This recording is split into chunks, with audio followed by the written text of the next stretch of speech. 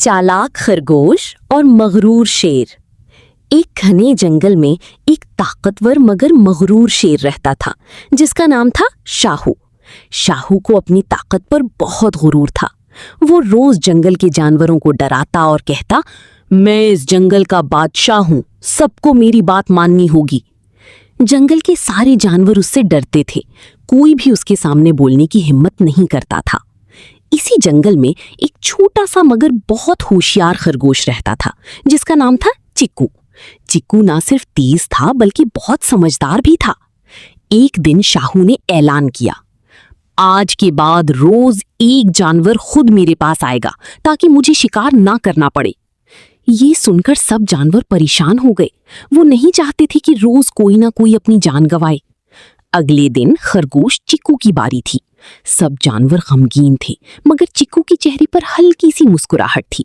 उसने कहा, फिक्र ना करो, मैं कुछ सोचता हूँ। चिक्कू जानबूझकर देर से शेर के पास पहुंचा। शाहू गुस्से से लाल हो गया। इतनी देर क्यों की? मैं तुम्हें अभी खा जाऊंगा। चिक्कू ने मासूम बनकर कहा, बादशाह सलामत, मैं आ तो रहा था मगर रास्ते में एक और शेर ने मुझे रोक लिया। वो कह रहा था कि वही इस जंगल का असल बादशाह है। ये सुनकर शाहू का गुरूर ठेस पहुंचा। क्या? मुझे अभी उसके पास लेकर चलो। चिक्कू फौरन उसे गहरी कुएं के पास ले गया और कहा, वो शेर इसके अंदर रहता है। शाहू ने कुएं में झांका तो उसे अपनी ही परछाई नजर आई। उसने समझा कि वाकई कोई और शेर है। गुस्से में आकर वो जोर से धाड़ा और फिर सीधा कुएं में छलांग लगा दी।